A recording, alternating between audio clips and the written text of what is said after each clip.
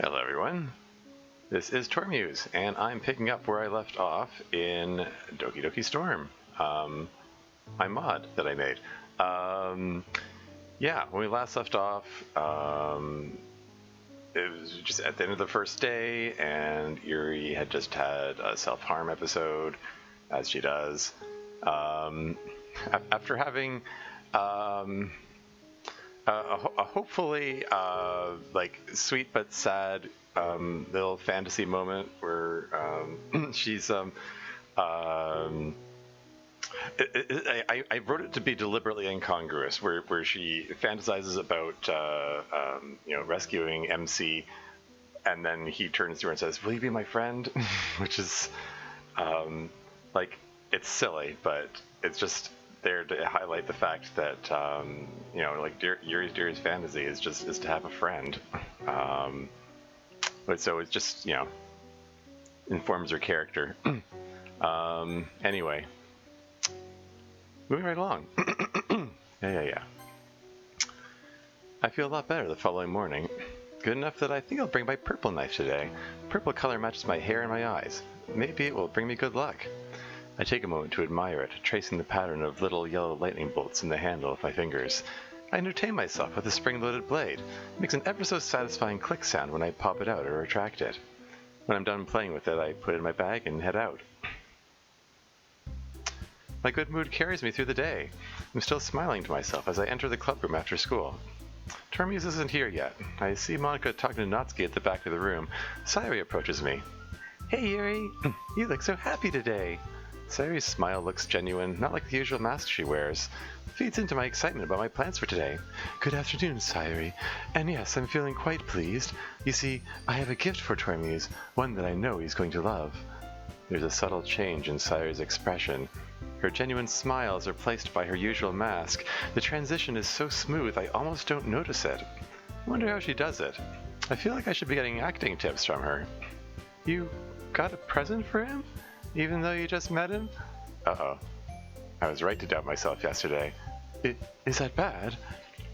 "Oh, no, it's fine. I mean, it's really sweet of you. I'm sure you'll love it." Somehow, her smile looks even faker than before. My confidence is gone. I think I'll go read my book now." Yeah, so a few things happen there. I'm reinforcing the fact that Yuri rarely talks to anyone. That's the extent of the exchange she has with people. I'm gonna go read my book now. It's gonna become a recurring line in this. What was the other thing? What was I gonna say? I'm drawing a blank. Maybe I should edit this part of the video. Maybe I should just go on. It'll come back to me later. Anyway, I find a seat and open up my new copy of Portrait of Markov in front of me. But I can't focus on the book. All I can think of is how much more difficult this is going to be. Should I just not give Tormuse the book after all? No, now that I've mentioned it to Sayuri, it might seem weirder to not give it to him. I'll have to be very careful about how I present it. Build up to it slowly so it seems normal. Still planning out what I'll say when Tormuse enters the clubroom. After Monica greets him, I nervously approach to attempt to start a conversation. "Thanks for keeping your promise, Tormuse. I hope this isn't too overwhelming of a commitment for you, making you dive headfirst into literature when you're not accustomed to it." "Oh, come on, like he deserves any slack." Everything I planned to say goes out of my head in an instant. Natsuki carries on berating Tormuse. I can't even focus on what she's saying because I'm feeling too frustrated with her. Why does she have to be so rude and immature? I'm trying to say something important here. I can't even avoid her like I usually do. All I can do is wait for her to finish. "Manga is literature." Finally, she takes a seat where she sits fuming. I guess she's done now. Never been as infuriated by Natsuki's love of manga as in this moment. Makes me dread our upcoming poem sharing more than I already did. But I try to put that from my mind since the conversation is continuing. "He helps me with busy work without even asking, like cooking, cleaning my room. Sayuri and Tormuse are such good friends. I guess going to each other's homes to help out is something that normal people do." Yeah, and this again reinforcing the fact that Yuri, she doesn't have a clear idea what what other people do, what quote-unquote normal people do. You know, she's so used to seeing herself as weird and an outcast or whatever that having friends just seems this bizarre thing that other people do. Going to other people's homes is just something that other people do. like she's just not clear on the concept of any of it. Anyway, moving on. How dependable. Sayuri, that's because your room is so messy it's distracting. And you almost set your house on fire once. Is that so? And they've had adventures together. For some reason I feel the return of that hurtful thought I had yesterday. You two are really good friends, aren't you? I might be a little jealous. How come? You and Tormies can become good friends too. We can? Sounds like a wonderful fantasy. Too good to be true. I'd never seriously considered that as an option. But I find myself imagining it again, having a friend for the first time, and not just any friend, Tormuse, someone who likes horror books and who cooks and cleans. Oh, Yuri even brought you something today, you know. What? Wait, Sayuri. No, it's too soon, I'm not ready. Me? Tormuse is looking at me expectantly. I'm frozen in panic. This isn't how I wanted to go. Not really. Don't be shy. It's really nothing. What is it? Never mind. Sayuri made it sound like a big deal when it's really not. My anxiety is climbing rapidly. Should I forget about giving him the gift? What do I do? I'm sorry, Yuri, I wasn't thinking. Tormuse gazes at me with a kind, gentle expression. Hey, don't worry about it. First of all, I wasn't expecting anything in the first place, so any nice gesture from you is a pleasant surprise. It'll make me happy no matter what. Is that so? Yeah, I won't make it a big deal if you don't want it to be. It won't be a big deal. It will be okay. It will be normal. That reassures me a bit, but my anxiety is still quite high. All right. Well, here. I pull my old, battered copy of Portrait of Markov out of my bag. I didn't want you to feel left out, and so I picked out a book that I thought you might enjoy. It's a short read, so it should keep your attention, even if you don't usually read. And we could, a little bit of confidence I had falters, but I have to finish that sentence. Discuss it, if you wanted. The storm is rising. He's probably going to hate me like everyone else does. This might be the moment where he decides that he never wants anything to do with me again. I'm playing with my hair again. I should stop. He's looking at me. I can't even look at him as I hand the book. Yuri, thank you. I'll definitely read this. He takes the book with enthusiasm. He actually looks happy. My heart swells and relief washes over me. I feel like I could cry tears of happiness right now. Phew. Well, you can read it at your own pace. I look forward to hearing what you think. I think now is a good time to escape before the storm can strike again. I return to my desk and allow myself to get lost in my book, or at least as lost as I can get. Having this moment to myself does help my mental state. My mind keeps drifting back to Tormuse. That might have been my only opportunity to have a real conversation with him. Should I have tried to continue talking to him? No, definitely not. I was far too agitated to try. In this mental state, I typically start fantasizing about things to do with my knives, and I know it's not healthy to let my mind go there. Once again, I find myself inwardly cursing myself for being like this. It's been my lifelong dream to just be normal. But right now, I think I would settle for just a few minutes of normalcy with Tormuse. Time passes. I'm so preoccupied with all of this that I'm not making any headway with my book. I glance around the room. Natsuki's in the closet with her manga as usual. Monica and Sayuri are having a quiet conversation together. Tormuse is standing at the front of the room by himself. He isn't doing anything. He didn't even join the conversation with his friend, Sayuri. He's so shy. Some part of me thinks that maybe out of all the people I've ever known, he could be someone I could talk to comfortably. Do I dare try? The thought terrifies me. Still, I find myself trying to work up the courage to say something. My voice barely comes out as a croak, but it gets his attention. Our eyes meet. I freeze. My voice completely dies in my throat. Panic overtakes me. I raise my book to hide my face behind it. Arg! I'm messing this up. I'm so stupid. Why can't I do a simple thing like say a few words? Sorry. I was just spacing out. He actually came over to talk to me? Oh, it's fine. He said he was spacing out, maybe like the way I do. I smiled inwardly at the thought. If I was focused, then I probably wouldn't have noticed in the first place. But I'm just rereading a bit of this, so... That's the book you gave me, right? Mm-hmm. It suddenly occurs to me that it was foolish to bring both copies of the book. Makes it more obvious that I purchased the book just for him. Why didn't I think of that sooner? I wanted to reread some of it, and not for any particular reason. Just curious, how can we have two copies of the same book? Well, when I stopped at the bookstore yesterday... No, why did I say that? That's not what I meant. I mean, I just happened to buy two of them. Ah, I see. I've ruined it. Has to be obvious what I did now. He's giving me a strange, calculating look, probably trying to think of an excuse to leave. I'll definitely start reading it soon. Maybe I can still salvage some small portion of this? I'm glad to hear. Once it starts to pick up, you might have a hard time putting it down. It's a very engaging and relatable story. Is that so? What's it about, anyway? He's not leaving? Well, I close the book and pretend to look over the blurb on the back. Obviously, I already know the answer to his question without looking, but I need this moment to try to calm myself. All right. I just wanted to make sure I don't accidentally give anything away. Basically, it's about this girl in high school who moves in with her long-lost younger sister. But as soon as she does so, her life gets really strange. She gets targeted by these people who escaped from a human experiment prison, and while her life is in danger, she needs to desperately choose who to trust. No matter what she does, she ends up destroying most of her relationships, and her life starts to fall apart. That's He trails off. He seems uncertain what to say. I remember they did say that he's only ever read one horror book before, so maybe he's unused to talking about it as I am. I can't help giggling about how much we seem to have in common.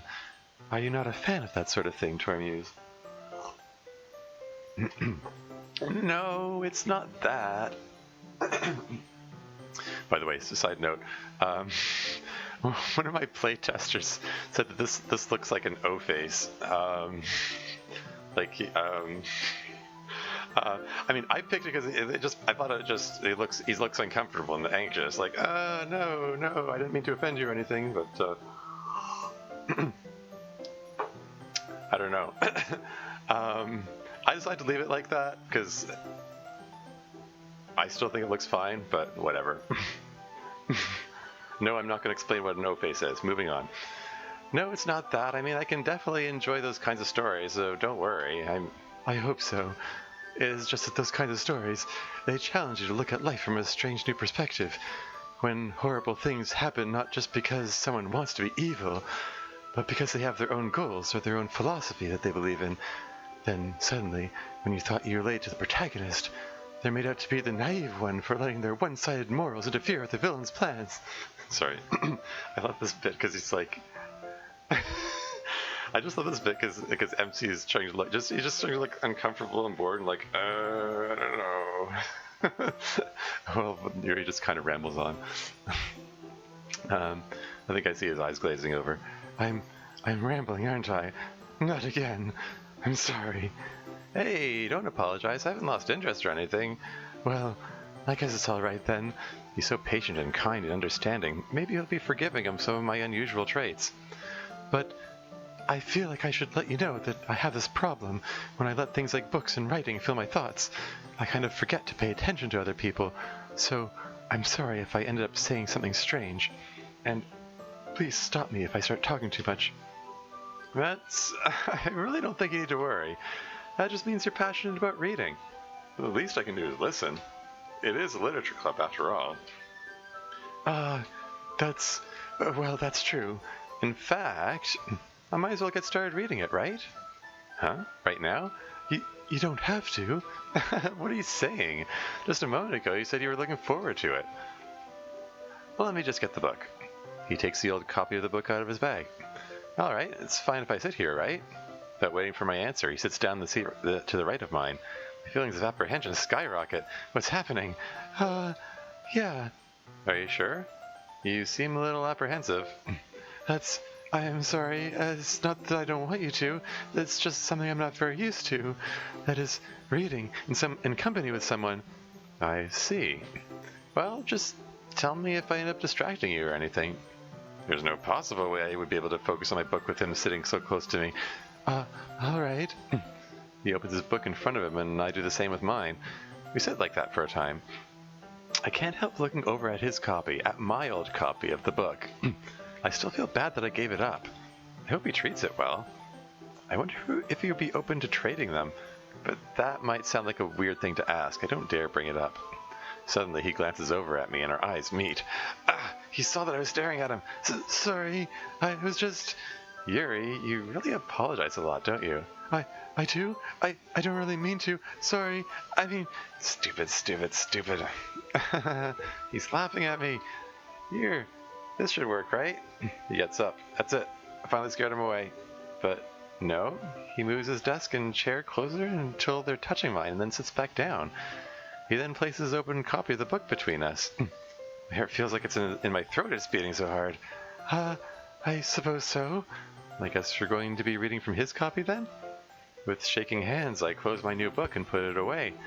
I guess that makes it kind of difficult to turn the page. Here. I take the left side of the book in my left hand. He does the same with the right side in his right hand. We start reading together like this. Our bodies are so close together, they're almost touching. This is very surreal for me on many levels. I've never read with someone before. I've never been so close to someone before. Something about the fact that we're reading from my old copy of the book makes me feel like I'm sharing an old friend with him. It is, by far, the most intimacy I've ever experienced with another human being. It's an exhilarating feeling. It makes it hard to focus on the book. Not that that matters, since I already know the book. I already know the whole book by heart, more or less. But I should probably at least make a show of pretending to read it. Are you ready? To turn the page. Sorry. I think I got a bit distracted for a second. Our eyes meet again. He looks nervous, or am I just projecting my own feelings onto him? Is he scared about what's going to happen in the book? I wonder if his heart is beating as fast as mine. That's okay. You're not as used to reading, right? I don't mind being patient if it takes you a bit longer. It's probably the least I can do, since you've been so patient with me. Yeah, thanks. Time passes. I still can't focus on reading. I stop trying to speak. I just let him turn the page whenever he's ready. Each time he turns the page, he brings it over to my side so I can hold it with my hand. I spend our time watching his hand, watching the delicate movements of his fingers over the page. There's something sensual about it. It's strangely calming, mesmerizing even. My heart rate slows and I'm able to relax and enjoy my time with him. Somehow, I never quite touch his hand when he turns the page. I wonder what it would be to like to touch him. I'm sort of starting to build in this theme of, even though she's, first of all, even though she's quiet the whole time, her mind is always active, and two, even these seemingly casual interactions are like, well, in addition to they're really important to her and new to her, but also kind of, I don't want to say arousing, but I mean, like she said, sensual. Anyway, moving on. Hey Yuri, this might be a silly thought, but the main character kind of reminds me of you a little bit. What? My heart rate picks up again. I have to remind myself that we're still in chapter 1. We haven't gotten to the darker parts of her story yet. You think so? How does she? Well, I guess she's more blunt in a lot of ways, but she also second-guesses all the things that she says and does. Like she's afraid she'll do something wrong. It's not like I can see into your head or anything, but they're kind of reminiscent of some of your mannerisms. I see. I consider this. It's true that I identify with her. In fact, sometimes for fun, I write short stories from her perspective. Meta.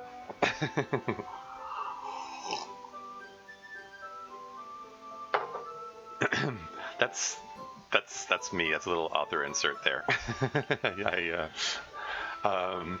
I wrote from Yuri's perspective because I relate to Yuri, so this is me writing my, well, not exactly short story from her perspective. Anyway, moving on. But this sounds like he sees me as blundering and foolish. He He must really dislike me after all. Thought we were having a good time. The best time I've ever had. I should have known he wasn't enjoying it. I feel ashamed and guilty to have gotten so much enjoyment at his expense. I feel myself spiraling into despair. He's not going to want to read with me again like this, is he? But, Tormuse, that's probably a terrible thing to have in common with her. It's so embarrassing that you could think that. I shouldn't be saying this. I know I shouldn't. I'm just making things worse. But wait. I didn't mean it in a bad way or anything. Sorry, I really didn't know you were self-conscious about that sort of thing. I guess I more meant that it's kind of cute. Cute? That makes no sense. I'm not cute. Nothing about me is cute. What are you saying all of a sudden? Okay, everyone. This is also going to be a recurring gag, by the way. Monica just popping in the inopportune moments. I think it's about time we shared today's poems with each other. We might not have enough time if we wait too long. Is that alright, Yuri? You look kind of down. I'm sorry if you haven't been looking forward to this. I haven't, but that's not the reason I'm feeling down. It's not. It's fine. I almost put the book into my bag, but then I remembered that it belongs to Tormuse now. I let go of it, unable to look at it. Alright. I guess I'll do some more readings tonight. Or would you prefer I only read it with you? I think I would like to read with him every day forever. I guess I don't have too much of a preference either way. I like this bit here that her internal monologue just completely contradicts what she says out loud. And speaking of which, not speaking of which, but I'm really fond of this history screen, like having the scrolling clouds on it. I like how that looks. I like how it turned out. Anyway, moving on. In that case, I'll read a little more tonight. It'll be more fun to read with you after it picks up a bit, you know? That's good reasoning. In that case, feel free to finish the first 2 chapters in your own time. All right. I watch him put the book into his bag. I'm very confused right now. He sounds like he wants to read with me again. Is it because he feels bad for me? Is he doing it out of pity? But no, he said reading with me would be fun. Does that mean he enjoyed it? I can't imagine that he enjoyed it as much as I did. Could I be overthinking this? I don't know how to stop thinking. I wish I did. Maybe I really should be taking what he says at face value, but that would suggest that he thinks I'm cute. How unthinkable. Hold on, I'm gonna pause the recording for a second. I need to get more water. Hold on. Yeah, sorry about that. Full disclosure. Like just before this, I started this recording, I was taking a drink of water and like it went down the wrong pipe, and I was like, so my throat is like really rough right now.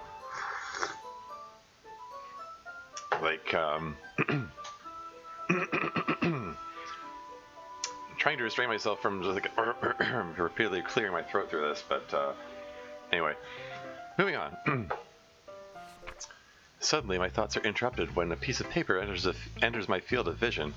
Tormuse is offering me his poem. I'm at least good at reading and writing, so maybe this will be my one chance to show that I don't always look foolish. As I read through his poem, I become increasingly surprised at how good it is. Well, actually, the structure is a little choppy, but besides that, the imagery is highly evocative, and it demonstrates an impressive vocabulary. There's just one word I can think of to describe it. Exceptional. Eh? What's that? What was that? Did I say that out loud? I dropped the poem to bring my hands up to my mouth. So much for not looking foolish. I'm so embarrassed I end up covering my whole face looking away from him. I'm messing this up all over again. The one thing I could have been good at, and I'm ruining it. He's going to hate me. You really didn't do anything wrong, Yuri. I didn't. I guess you're right. What am I getting so nervous for? I use my nervous laughter to cover my ragged breathing until I can get it under control. I have to regain my focus. I have to show I can speak intelligently about this. I take a deep breath. So, what kind of writing experience do you have? Your use of imagery and metaphors indicates you've written a lot of poetry before. Really? Wow, that's a huge compliment coming from you. This is actually my first time, really. Huh? I was not expecting that at all. I look from him back to the poem again. This is his first time. Could he just be a natural at this? Could he even be some kind of prodigy? I suddenly find him very intimidating. Because not only is he wonderful at everything else, he may be better than me at the only thing I'm good at. Still, I feel a need to prove that I'm worth something. Well, I know that. I just meant, I trail off. Any criticism I can think of is going to sound pretty weak, but the structure seems a good place to start. Yeah, okay. This is the reason I was able to tell. It's just that there are specific writing habits that are usually typical of new writers, and having been through that myself, I kind of learned to pick up on them. I think the most noticeable thing I recognize in new writers is that they try to make their style very deliberate. In other words, they tend to pick a writing style separate from the topic matter, and they form-fit the two together. The end result is that both the style and the expressiveness are weakened. So I can't help laughing at that. He's doing it again. He's doing the, okay, getting uncomfortable now. I like having the expressions change when other stuff is going on, even if the people aren't talking. And just generally, this is actually something I meant to comment on in the previous video, actually, because it's something that it's one of the things that made this mod take a long time to come out. Is that at every moment I consider how people should be reacting to what's going on, what's being said. And particularly in the first episode, for like half of the episode, all 4 other characters are on screen at the same time, which is like a bit of a pain to code, like having keeping track of all 4 of their expressions constantly. But I think it's worth it for a number of reasons. Mainly, the main reason though is that it helps to reinforce Yuri's state of mind, and that because like having like all 4 of them in her face constantly makes it feel sort of oppressive, makes it feel it's sort of a vaguely discomforting feeling, you know, that like all these people are in her face constantly, which is very unlike most mods, and for that matter, the original DDLC. Like in the original DDLC, you rarely, if ever, see all 4 characters on screen at the same time. You usually only see the one that you're talking to at that moment. I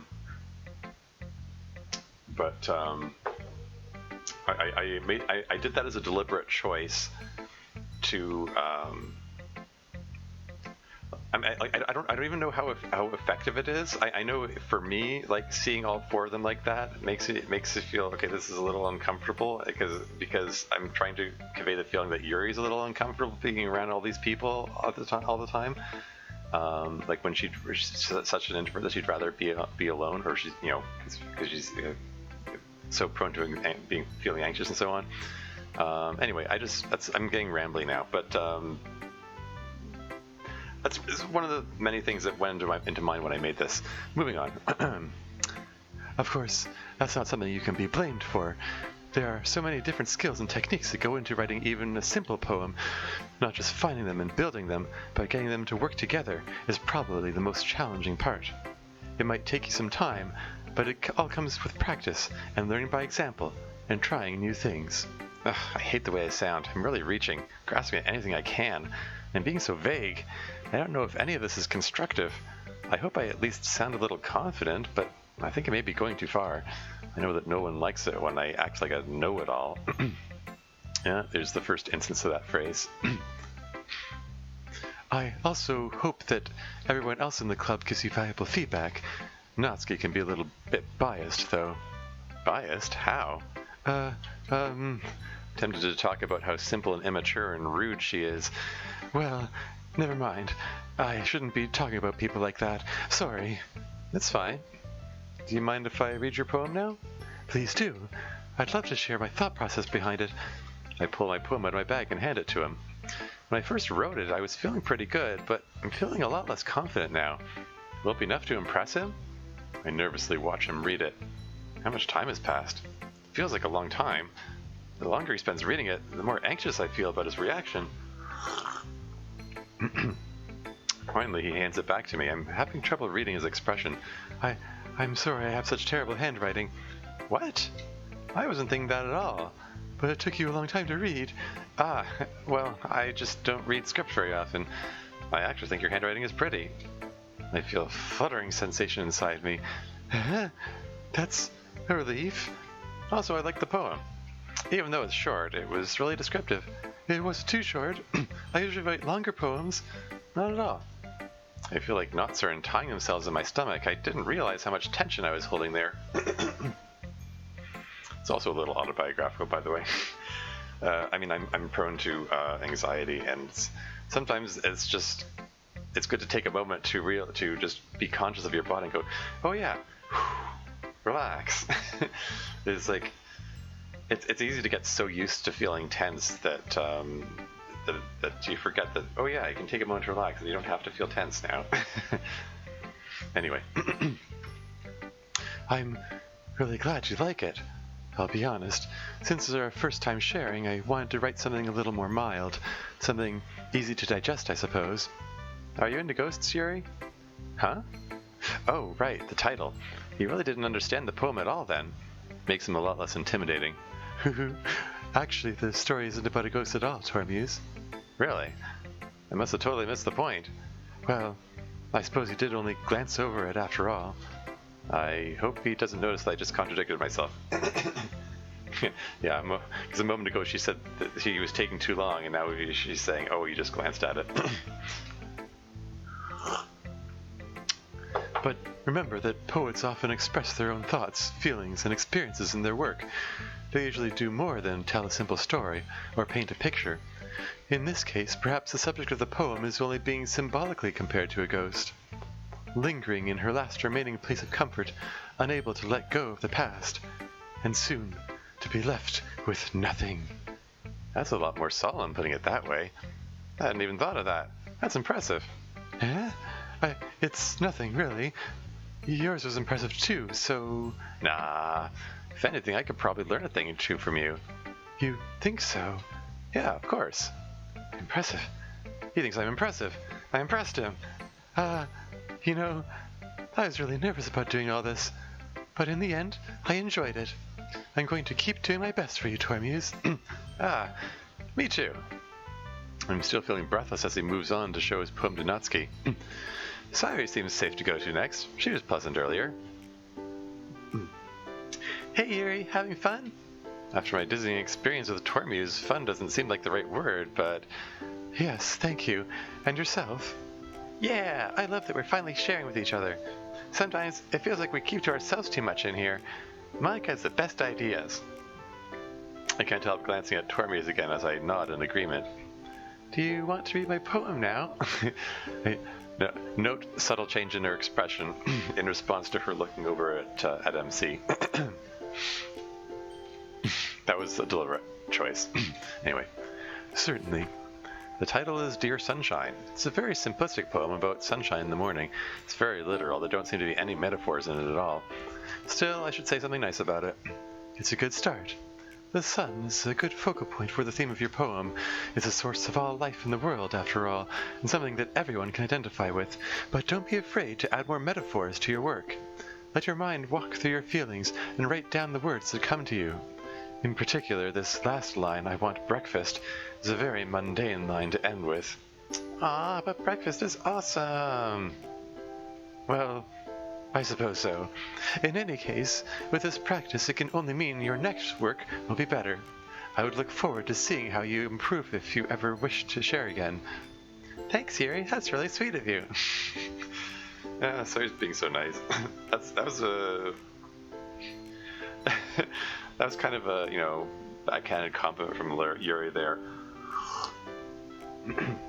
Basically saying it's so bad you can only do better. Oh well, moving on. Can I see yours now? Very well. As she looks over my poem, her eyes light up in intense interest. It is really good, Yuri. That ghost sure sounds spooky. I sigh. Sayuri isn't at all as sophisticated as I expected. I wonder if it's worth even trying to explain that the ghost is a metaphor. I also can't help wondering why she's vice president instead of myself, even though I'm not sure how well I would fit into that role. It isn't intended to be spooky. It's about wanting to stay in the comfort of the past while being pushed forward into the future. Ooh, that's so deep. I love it. Thanks for sharing, Yuri. I smiled graciously in response. It's time to move on. Hope somebody here understands my metaphors. It almost makes me wonder if I should reconsider my choice of style. Monica approaches me next. How are you holding up, Yuri? You surviving okay? I allowed myself a low chuckle. I'm doing all right. I admit that I was reluctant at first, but it's getting easier. Glad to hear it. Let's get started then, shall we? Monica hands me her poem entitled Hole in Wall. I skipped over, sorry. It's about... not even sure what it's about. It feels like it's full of dark, hidden meanings beyond my comprehension.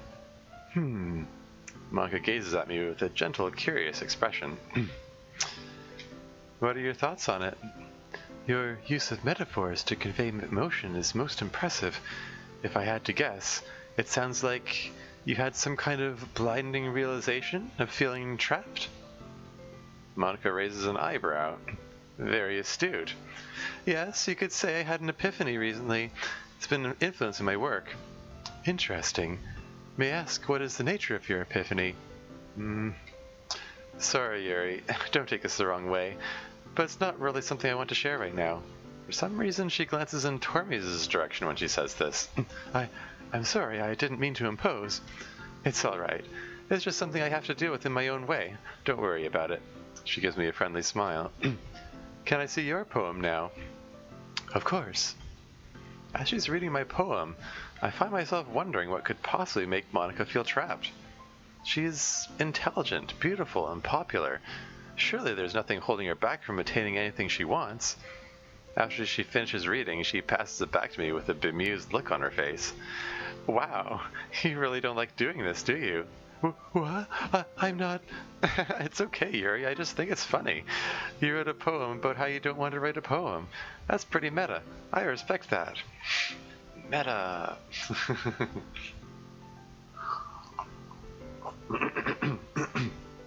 But of course Monica would appreciate meta-narrative. Because since she's... that's kind of her thing. I just... What can I say? I just like playing on that. She understood it. She understood my metaphor.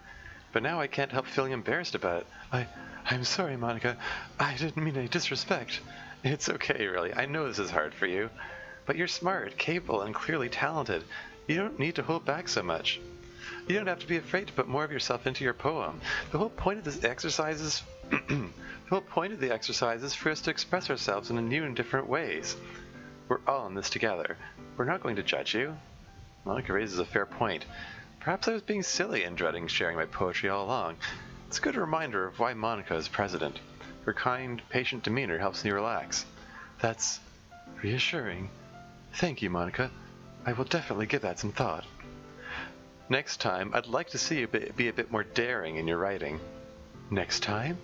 Yes, well... This is going well enough. I think I'd like to do this again for tomorrow. We can discuss that later, though. I think right now you have one more person to share your poem with. She gestures toward Natsuki, who is sitting at a nearby desk, looking grumpy. Does she ever not look angry? I've been dreading this. I've been wondering if I could just avoid her altogether.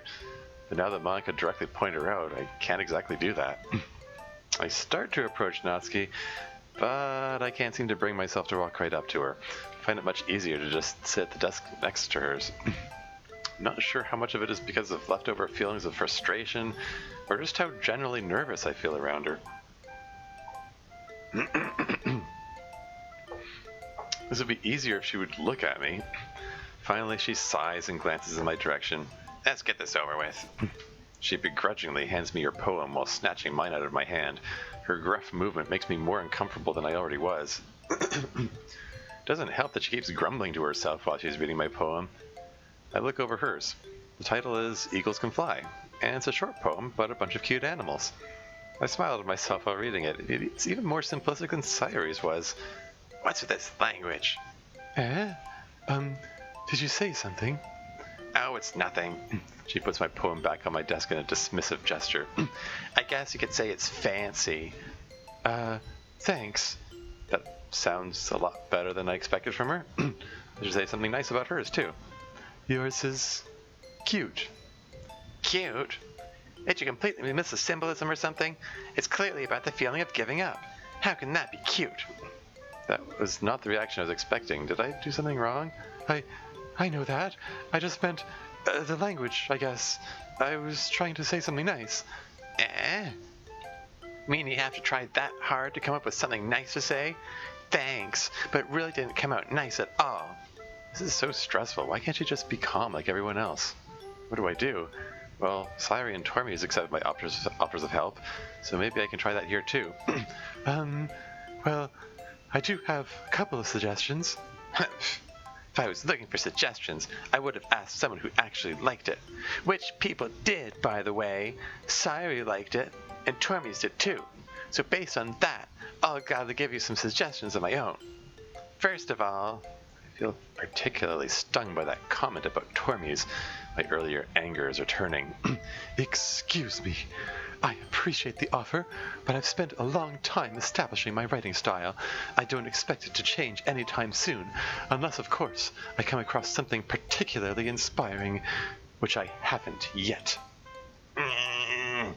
Natsuki's looking more and more angry, but I don't care anymore. And Tormuse liked my poem too, you know.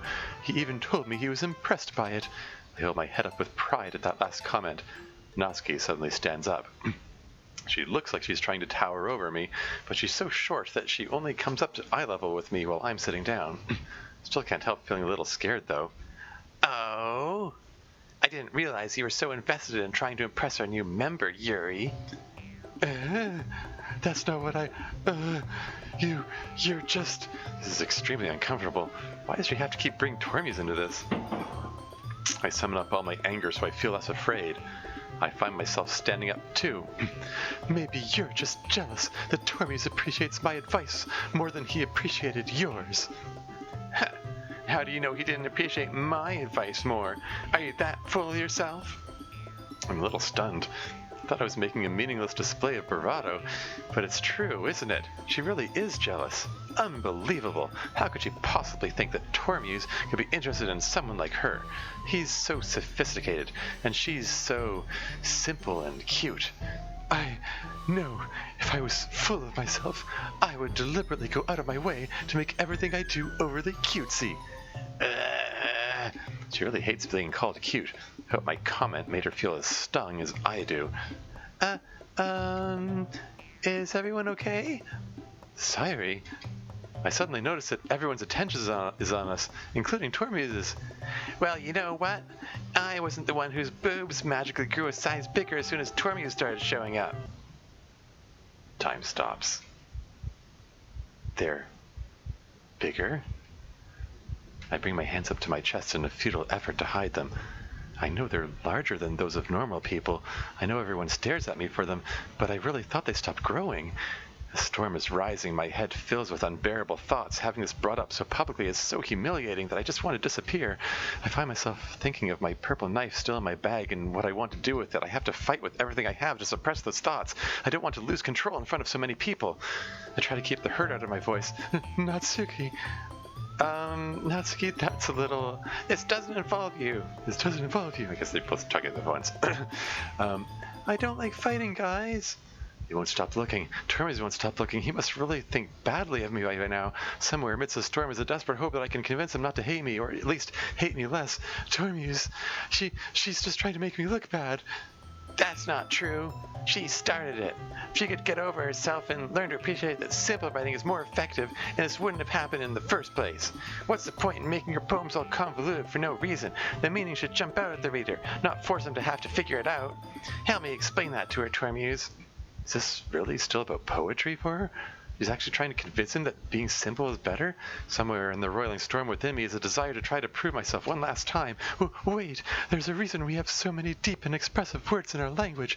It's the only way to convey complex feelings and meaning the most effectively. Avoiding them is not only unnecessarily limiting yourself, it's also a waste. You understand that, right, Tormuse? It feels like it takes the last of my energy to get those words out. Well, Al? You look so uncomfortable. I feel bad about being impatient, but the storm is so bad I feel like I'm barely in control. At this point, all I can do is wait for his response, and to my horror, he turns to Natsuki. I sink back to my chair. I really didn't think he preferred Natsuki's writing over mine. His writing is so refined and elegant. Hers is so not. Yuri? It takes a monumental effort to pull myself away from my thoughts to focus on them. You're a seriously talented writer. It's no secret that I was impressed. Well, that's... But here's the thing. No matter how simple or refined someone's writing style is, they're still putting feelings into it, and it becomes something really personal. That's why Natsuki felt threatened when you said her poem was cute. I don't understand. I didn't insult her. I didn't threaten her. If anything, she threatened me. I'm having trouble focusing right now, but I see that he really does prefer her over me, after all. I didn't notice that I'm sorry. The storm takes over. It blocks out all sound. The last thing I see is Tormuse turning back toward Natsuki again. I'm bent over my desk with my face in my hands, my hair hiding everyone from view. I start to cry, keeping my hands over my mouth to stifle any sound. How did everything go so wrong? How can Tormuse like someone as hate-filled as Natsuki more than me? Does that mean I'm somehow worse? I must be. Was it really just Natsuki's writing that he liked, or was it something else? Maybe it was the fact that I lost my temper that drove him away. Maybe it's the fact that she's more reasonably sized that he likes. Her words echo in my head. I wasn't the one whose boobs magically grew a size bigger as soon as Tormuse started showing up. How does that even make any sense? Wait, was she trying to suggest that I deliberately added padding to myself? Why would I do that? Why would anyone do that? Even by my standards, that seems like a weird thing to suggest. I wipe away my tears. There's so much in this world I don't understand. Everything all right? I see Tormuse standing over me with a look of concern on his face. Monica and Sayuri are also nearby, looking noticeably uncomfortable. For some reason, Natsuki doesn't seem to be in the room. It's probably the only reason he's paying attention to me now. I'm so embarrassed. I can't believe I acted like that. You probably hate me now. No, Yuri. How could anyone not have gotten frustrated after being treated like that? You handled it as well as anyone could. I don't think any less of you. If he doesn't think any less of me, that probably means he didn't think much of me to begin with. I suppose I should be thankful that he's being as gracious to me. Well, all right. I believe you. Thanks, Tormuse. You're too kind. I'm thankful to have you part of this club now. It's nothing. One more thing. That one thing that Natsuki said about, I would never do anything so shameful. So... Eh? What thing did Natsuki say? I can't bring myself to say it. I'm not even completely sure that's how Natsuki meant it. Well, never mind that. I'm sure my anxiety must be showing. I need to calm myself down. I'm going to go make some tea. Ah, good idea. Make enough for more than one person, okay? Yeah. Going through the motions of preparing tea helps occupy me, but does little to quell the storm. Sorry, I just need to pause recording for a second. Sorry, I just had to use the washroom. I guess I've been drinking too much water. Anyway, moving on. Tormuse and I sit drinking tea together in silence as my negative thoughts surge and threaten to overwhelm me. All I can think about is that he'd rather be with Natsuki. I wonder if I should say something, but all I can do is dwell on how miserable I am. Natsuki comes back into the room. I wonder where she was. I expect Tormuse to go greet her, but Monica steps in.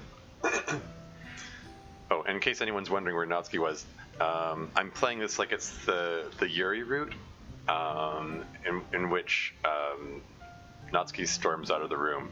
So, but Yuri missed that happening because she was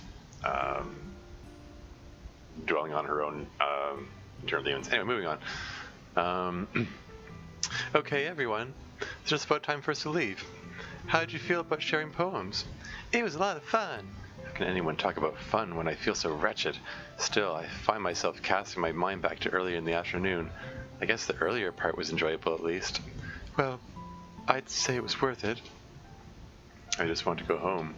I just want to be away from people. I feel somewhat relieved that it's time to leave, but that relief turns to despair when Tormes walks away without another word to me. He and Sayori leave together. I guess he likes her more than me, too. The storm torments me all the way home. I walk with my hand in my bag, gripping the handle of my knife hard. It's the only thing keeping me grounded enough to not completely lose control in public. Once in the privacy of my room, I allow the storm to hit me full force. I want to scream, but no sound comes out. I sink to my knees. The whole world falls away. Nothing exists except the horrible thoughts in my head. One stands out above all others. I hate my breasts. They're so big and ugly and shameful. Everything about my body is awkward and clumsy and hideous, like some kind of human train wreck. I hate myself. I hate myself. I hate myself. Ah! I just stabbed myself in the chest. There's blood running down the front of my uniform. Panic, panic, panic, panic, panic, panic, panic. What do I do? What do I do? What do I do? Should I pull it out? It's supposed to be bad to do that. Should I call an ambulance? No. I'd never be able to explain this. They'd see all my scars. They'd lock me away somewhere. Panic, panic, panic, panic, panic, panic, panic, panic. Okay. I have to focus. Keep breathing. I have to stop the bleeding. The knife will have to come out. The bathroom. I feel like fainting at the sight of my reflection, but I have to focus. I can do this. I'm gasping as I pull the knife out of me. Blood starts coming out of the wound faster. I drop the knife and grab a hand towel, which I press to my chest as hard as I can. I slowly slump to the floor against the wall. My thoughts continue racing as I sit there. Why did I do it? What was I thinking? I just plunged it straight into myself. I guess I wanted to punish my breasts for existing? What a stupid thought. What's wrong with my brain? What's wrong with me? Why do these impulses come to me? Why can't I resist them? But I can't think of that right now. I have to think of what I'm going to do. The knife wasn't in all the way. I don't think it reached my ribs. It was embedded in the tissue of my left breast, and that's mostly made of fat. I don't think I hit anything vital. The amount of blood coming out is scaring me, though. I must have hit an artery. Are there any major arteries in the breasts? My anatomy knowledge is failing me right now. I can't concentrate. I think the wound is going to need stitches. I have a sewing kit in my room, but I've never done anything like this before. Do I need special thread for that? I don't even know. I think it would need to be sterilized first, at least. For that matter, I should make sure the wound is clean, too. I look under the towel, which is now covered in blood. I think the bleeding is slowing, but I can't tell for sure. I'm going to have to undress to see it better. I slowly pull myself to my feet and hastily remove my uniform. It looks like the knife went in through my bra. I think I'm going to have to take that off, too. I feel like crying. I don't want to look at my breasts. My hands are still slippery from the blood as I reach behind myself and fumble with the clasp. When I get it open, I force myself to look away from the mirror. When I wipe away the excess blood, I can see that the wound is smaller than I thought. The bleeding is slow to a trickle. That's encouraging, I think. But there's only one way I can think of to clean it. I open the medicine cabinet and pull out a bottle of rubbing alcohol. I've used it on smaller cuts before, but I know this is going to sting a lot worse than usual. I start breathing faster again as I remove the cap. My hands shake as I hold the bottle over myself. I angle myself so it will go inside the wound. I hesitate. Just do it. Get it over with. I need to do this. Just do it. I pour out the alcohol. Ah! Searing pain penetrates my whole body. I drop to the floor in agony. I bite down on my hand to stop myself from screaming any further. I taste blood. Tears stream down my face. I hope the neighbors didn't hear me. Ah, poor Yuri. Yuri, no. I lie on the floor. I can't bring myself to move. All I can do is think about everything wrong with me and my ugly, ugly body. People always stare at my breasts. My classmates make fun of me for them. Every adult that I've ever met has always told me how important it is to cover them up. It's only gotten more urgent the bigger they get. Frantic even. Even my parents, who are normally so quiet, get surprisingly vocal about it.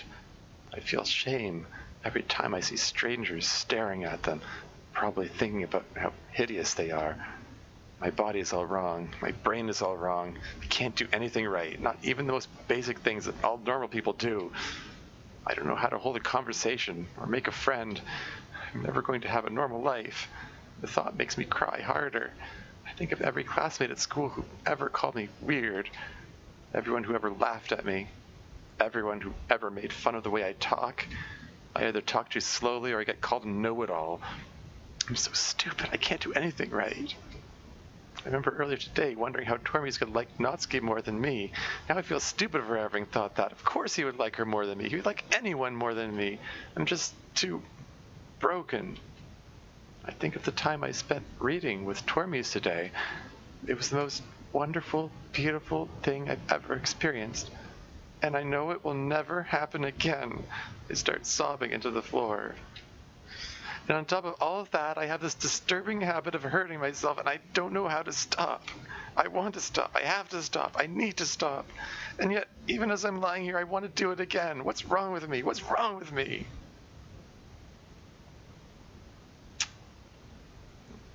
Poor Yuri.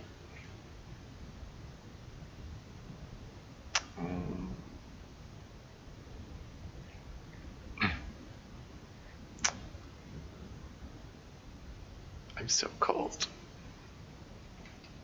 I wonder how much time has passed. My parents are probably going to be home soon.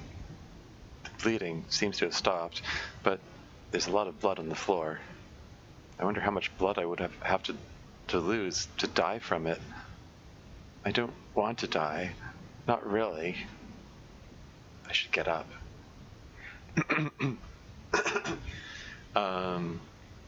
Yeah, by the way, this CG here, this is the work of Peach Cake, fantastic artist. Really helps convey like the darkness of the moment. I just, you know, it's kind of funny that the sorry. It's dark, it's sad, but it's kind of funny that the webcam image is seemingly censoring her. There's nothing explicit in this in this image. Yeah, see, it's just her hair is covering it. Yeah, the bit of behind the scenes trivia. Peach Cake's initial rendition of this image had Yuri more into the frame, and there was rather more of her breast showing than I intended. And I was like a little embarrassed, like could you cover that up more? Could you maybe move her a bit more? Like, I'm not to be a prude or anything, but my goal here isn't for her to look sexy here. Like, this is supposed to be Yuri at rock bottom here. This is her darkest moment, like in the whole mod, basically. Well, so far anyway. So I wanted it to convey the sadness and how hurt she feels. You can see little scars on her wrist there. Poor Yuri. Blood on the floor. I would have liked for there to have been some blood on her hand, but I got, which is what I initially asked for. But I got so caught up in saying, "Could you move Yuri over? Could you cover her boob a little more?" That I didn't want to I didn't want to keep making demands of Peach Cake. Oh, could you make this adjustment? Oh, could you make this adjustment? That I didn't get around to telling her. Oh, could you put some blood on her hand? But anyway. There's blood on the floor that I think that conveys it enough anyway. Yeah, very dark, very sad, very evocative image. She did a good job of this. I'm also impressed by the fact that this is a top-down view looking at her lying on the floor. These are the floor tiles here.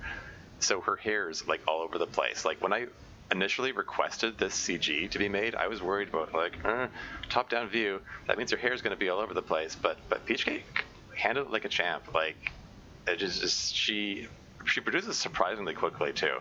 I'm very impressed by the artwork. So anyway, enough gushing about that. I should move on. I feel a wave of dizziness as I slowly pull myself to my feet. I'm so thirsty. I go to the sink, willing myself not to look in the mirror again. I don't want to know what I look like. I cut my hands into the faucet to fill them with water. When I bring it to my lips, it looks red and tastes bloody, but I don't care right now. My movement seems to have started a trickle of blood coming out of the wound again. I think I better focus on sewing it up. I'm going to need the bottle of alcohol again, but I see that its contents have spilt. There's only a little bit left at the bottom. Take it with me anyway. Take my bra as well. I know I'm going to want it when I'm done. I see my knife on the floor too, red with blood. I can't bring myself to touch it right now. I stagger back into my room, barely conscious of bloody handprints I'm leaving as I go. And the music is back again. That was an uncomfortably long time without music. But it was a very stark emotional moment. Any music will be out of place there. It needs that silence to breathe. Anyway, I look at my clock. My parents will be home soon. They always work late. Consequence of running their own business together. I pull up my sewing kit and set it on my bed. I'll have to sterilize the needle, probably the thread too. I have an idea. I go to my closet and pull up a box of vanilla-scented tea light candles. I've used them to mask the smell of blood in the past. I dump the whole box out of my bed and then start lighting them and placing them around the room. I'm not usually very fond of sweet things, but I like the smell of vanilla. It's a very calming scent. I think I need that right now. I take a needle from the sewing kit and hold it over one of the candles to sterilize it. As I gaze into the flame, another idea strikes me. Should I cauterize the wound? I know the theory of it. Burning the edges of the wound is supposed to stop the bleeding, but it would probably be faster than sewing it, but I would have to look at how to do it. No, I have to stop overthinking things. I have to focus. I'm just going to sew it like I originally planned. Little side note there, cauterizing it would be a bad idea in this case. I looked it up. This is one of those things, like writing this, like, holy crap, I'm researching how to cauterize a wound. What is my life? What am I, where is this mod going? But yeah, like cauterizing, basically you only want to be doing that in an emergency. Because, yeah, like it does stop bleeding, yes, but it also burns away the body's natural defenses and leaves it vulnerable to infection. So, like, you only do that if you expect to have access to antibiotics later, or otherwise, some way of dealing with with infection. Or an extreme emergency where if you don't cauterize it, you're going to die, kind of thing.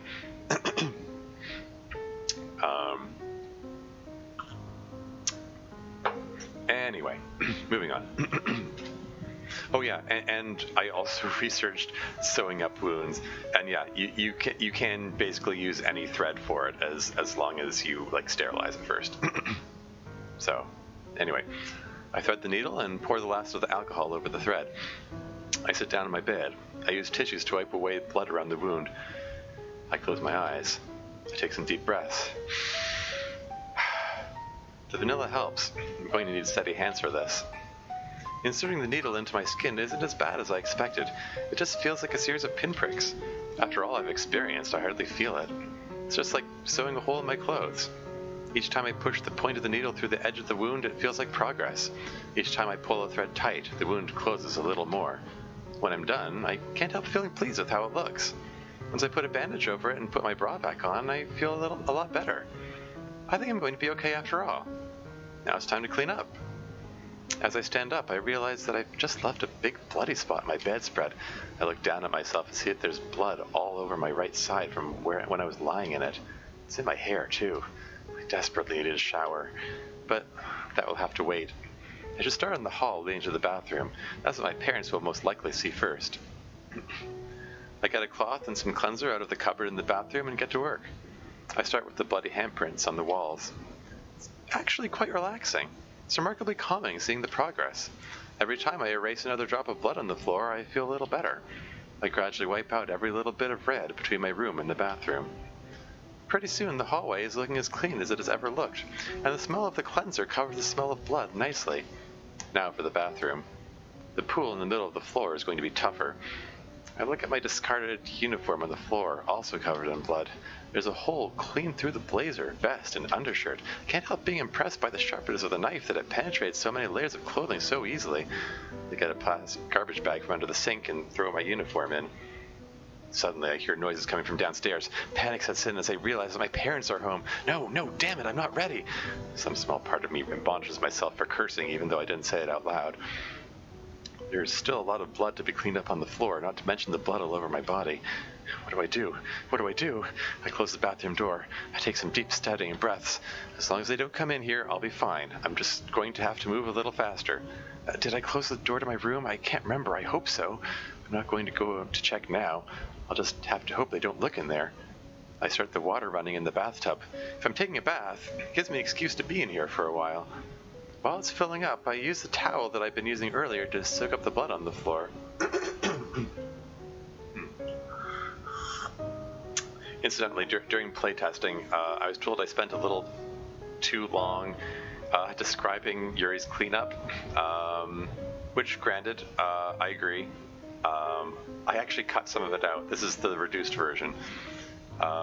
It's possible that there's still too much in there, but I didn't want it to seem like she just whoosh, magically instantly got over it.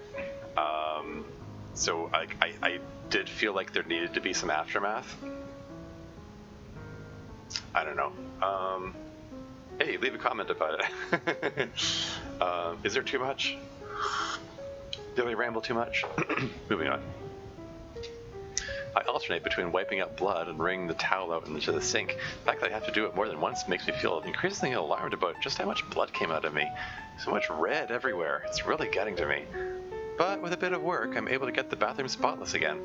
I then throw the towel in the bag with the uniform. I'm thirsty again, which I guess makes sense considering how much fluid I lost. I just drink straight from the faucet this time. I'm beyond caring about the indignity of it. I think it's time to clean myself up.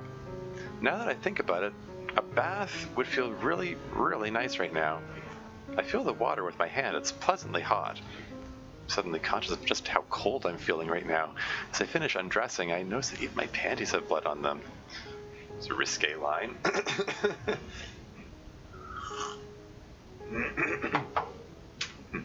Blood everywhere. How did it come to this?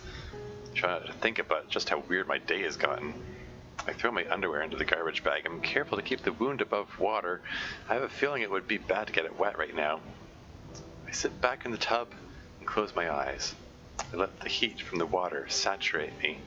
It feels cleansing, rejuvenating.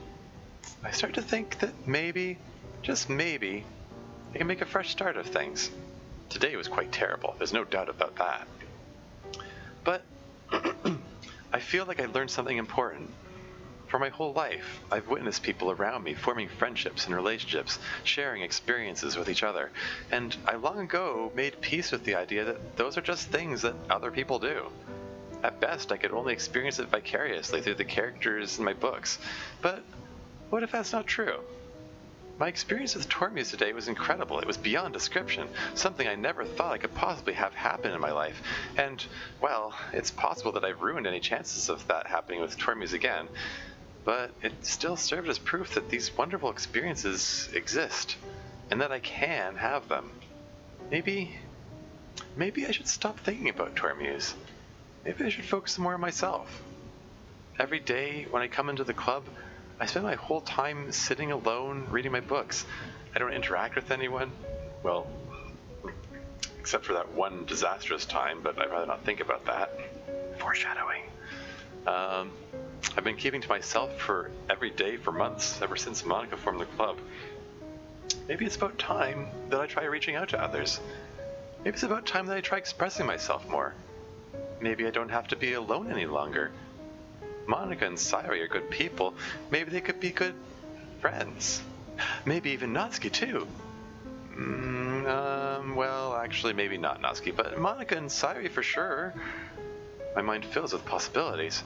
There are beautiful experiences out there, and I can have them. I can have them for real, not just in my imagination. I smile at the thought. The future looks bright. I open my eyes. The bathwater's tinged red. The present, however, still needs some work. So exhausted, I feel like I could just fall asleep right now, but I know that would be a bad idea. It's time to start moving again. By the way, additional side note, yeah, this whole bit of introspection is also kind of autobiographical. I mean, I didn't have a chest wound. I don't engage in self-harm, at least not cutting. But I did have a moment partway through high school that's sort of like Yuri's realization that she's having here. Because for a good chunk of my life, leading up into my teenage years, that was me. I kept to myself. I didn't talk to anyone unless they talked first. Anytime I finished school, I just head straight home. And play video games. And that was just my life for a long time. And at some point, I decided to try to reach out to people and try to form friendships and relationships, and I was very awkward and clumsy about it. There were a lot of embarrassing moments in my high school days. I think some people were really weirded out. I know some people were really weirded out when I started talking to them one day after, a few years of high school where I hadn't talked to anyone.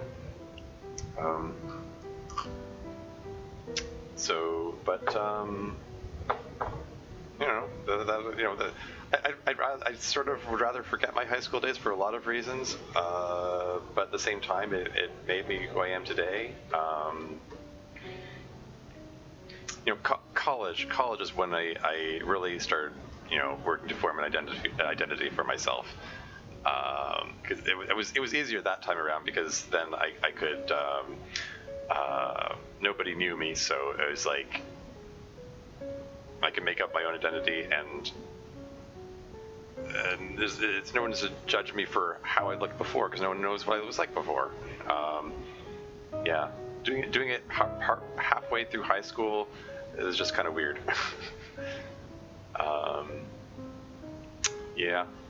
So that's Yuri's experience here. She's realizing that, hey, maybe I don't have to keep to myself all the time anymore. Maybe I can actually try to maybe I can actually try to be sociable for once. So there you go. Moving on. After cleaning myself as best I can, I force myself to get up. I feel weak. It feels like it's taking all my strength to stay upright. I suddenly realize how hungry I am, and all things considered, it's probably really important for me to eat something to help get my strength back. After I wrap a towel around myself, I find it pleasing to watch the red water go down the drain. It feels like it's taking all my problems with it. I will wipe down the tub for good measure, then check on the uniform. Mercifully, the bag is not leaked. All the blood has stayed inside. That just leaves the knife, still exactly where I dropped it earlier, the source of all my trouble tonight. After a brief moment of consideration, I pick it up, retract the blade, place it in the garbage bag. I cautiously open the door and peer out into the hallway. It sounds like my parents are in the kitchen downstairs. It's going to look awfully strange if I go outside carrying a bag as late in the evening. In any case, I need to go to my room first. As I enter my room, just looking at all the blood still to clean up makes me feel exhausted. It's on the floor, it's on my bed. I don't think I have the energy left to deal with any of this right now. I think I'll wait until tomorrow to deal with my uniform. I set the bag on the floor. I'm starving. I wonder if it's safe enough to get a snack from downstairs. I do some tea, too. As I put on my pajamas, I consider what to do. I don't know how long my parents are going to stay up. I don't know if I can wait for them to go to bed. They typically don't pay much attention to me, but I still don't want to risk them noticing anything unusual. As I finish dressing, I put my hands up to my face and sniff. I still smell blood. I wonder if I'll ever get the smell out. I've had occasion to wonder if people at school smell it on me anytime I cut myself. No one has ever said anything about it, but I can never be sure. Then again, normal people probably don't even know what blood smells like. In any case, I feel like I should do something to mask the smell if I'm going down the stairs. But yeah, additional side note, I have a very weak sense of smell. It's actually kind of embarrassing sometimes when people around me notice an awful smell and I'm like, I'm sorry, I didn't notice. Particularly if it's something in my own home, and I'm like, sorry, I didn't know. But for purposes of the story, I sort of headcanon Yuri just has an unusually strong sense of smell. So yeah, she can she can smell the blood. I don't even know if blood has an odor, quite frankly. Anyway, moving on. I have an idea. I look in the closet. I try to keep things organized in here, but I know I'm going to have to do some digging. I finally find what I'm looking for, a bottle of perfume. It was a birthday gift from last year, or was it the year before that? I don't even remember who gave it to me. Some relative, an aunt or uncle I don't see much of. I've never really seen the point of it. It's just one of those things that girls are expected to use. Well, maybe I'll put it to use today. After a bit of fumbling, I figure out how to spray myself with it. It's a pleasant, sweet, flowery smell. Actually, something about the smell makes me feel a little energized. I feel like the last of my hesitance about going downstairs has slipped away. I check my reflection one more time. I look a little pale, but otherwise fine. I think I can do this. Something else I was going to say. Yeah, there's also a recurring theme you might notice of talk about gender roles, because that's, again, also, autobiographical. I put a lot of stuff about my own internal struggles in this mod, but yeah, gender roles always been confusing to me. Like, what the hell? I mean, I think it's a like a product of me being autistic and just not getting mainstream society, and the whole notion that girls have to be a certain way, boys have to be a certain way. I personally, I just think that everyone should be able to do whatever they want. I mean, if there's so many things that I would have liked to do when I was growing up, but I didn't because that's not what boys do, quote unquote. So I don't know. I've just come to believe that gender roles are bullshit. Just do whatever you want, And yeah. So I sort of gave Yuri that sort of notion of like, oh, it's just what girls are expected to do. Okay. And it's the same with earlier that comment in the previous video, where she's saying, what if it's a boy? Boys and girls are expected to be treated differently. Like, I don't understand why that is, but I just go along with it. Yeah, so that's sort of me. That's sort of my mentality about that whole thing. Gender roles, what? Why? Anyway, moving on. Oh yeah, Kitchen Beckham by Minicle. As I enter the kitchen, my parents don't even look at me. My mom is sitting at the kitchen table reading a book. My dad is behind the kitchen counter. He looks like he's preparing a snack before bed. He's blocking the way to the kettle. I wait patiently behind him for him to move. I could probably just ask him to move, but I don't trust my voice right now. Besides, it always feels strange breaking the silence in here. Eventually, he steps aside to join my mom at the table, and I start preparing my tea. They still don't say anything to each other. I wonder if they talk to each other while they're at work. While I'm waiting for the water to boil, my eye is drawn to the loaf of bread that my dad was just cutting from. Could really do with some bread and butter. Probably not the most nourishing choice, but I think it's all I would be able to manage right now. I gaze at the bread knife. I hesitated about picking it up. This is the knife that started it all. The first one that I cut myself with. I think I hate it right now.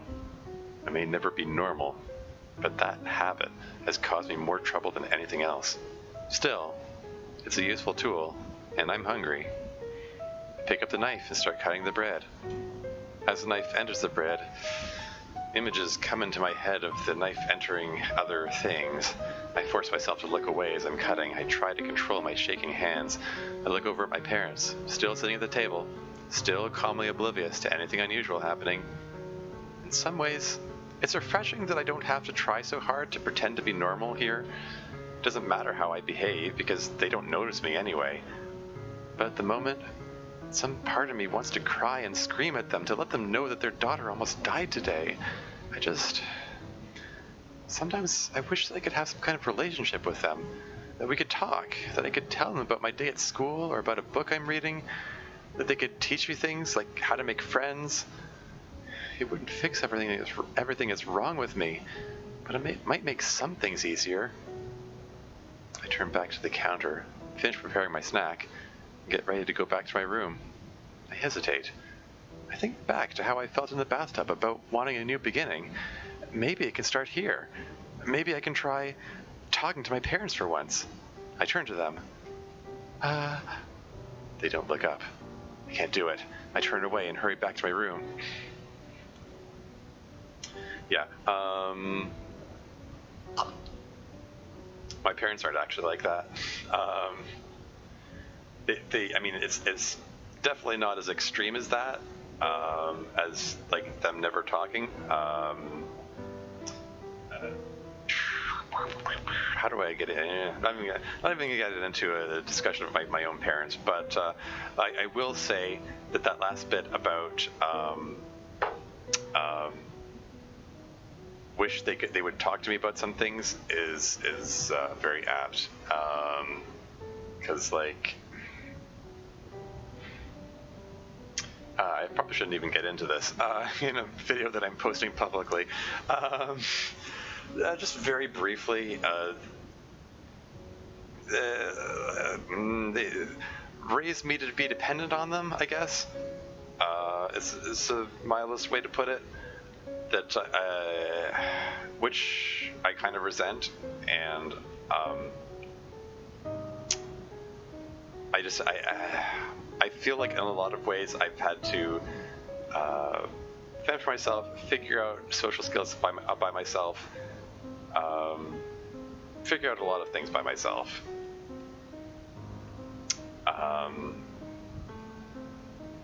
Yeah, anyway, moving on. Well, maybe my new beginning can start tomorrow. I close the door and take a seat at my desk. Once I've had a bite to eat, it eases the dizziness and lightheadedness I'm feeling. Perhaps I'll get started on that poem for tomorrow. As I pull up my notebook and pen,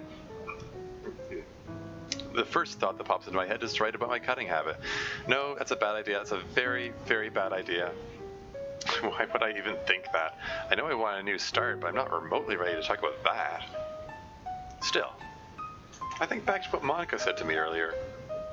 She said she wanted me to be more daring with my writing, and that we're all in this together, no one will judge me. I don't know how much I really believe that. I suspect that Monica might think differently if she knew the truth about me. But the more I think about it, the more I think this could be good for me. This is a habit that I really, really want to break away from, and maybe talking about it could help me with that. With that in mind, I start to write. I choose my words carefully. I don't write anything that will directly give away that I'm talking about cutting myself. I end up choosing to use a raccoon for the metaphor of self-harm. It seems fitting. I finish the poem and write the title, The Raccoon, at the top. I look over it one more time to make sure no one can guess what it's really about, and if they ask, I can just speak generally and say it's about unusual habits, or an unusual hobby. In any case, I'm feeling quite satisfied about it. I think it's time for bed. Oh, right. Looking at the blood-stained blanket and sheets make me feel exhausted all over again. How bad would it be if I just don't bother changing them? Right now, it feels like even just sitting here is taking too much energy. There's still all the blood on the floor, too. I really don't want to lie on bloody sheets, though. I go to the closet to pick out a fresh sheet set. I just keep telling myself it's the last thing I need to do. Everything else can wait until tomorrow. I pull the sheets and blanket off the bed and toss them in a heap on the floor, but I'm only halfway through replacing them when I finally pass out. And that's the end of day 2. And it's still playing Moonlight Sonata. I think this is a good note to end on. Oh wow, this video went way too long. I'm sorry I rambled so much. Hopefully I'm not rambling too much. Let me know in the comments. Or something. I don't know. I mean, this is my sort of developer's commentary, so I figure I want to talk about. I mean, maybe I should leave the commentary for the end. But at the same time, I sort of want to comment on it as I'm going along, because otherwise, by the end, I might forget. Oh well. Anyway, yeah, that's enough about that's enough from me for today. So yeah, until next time.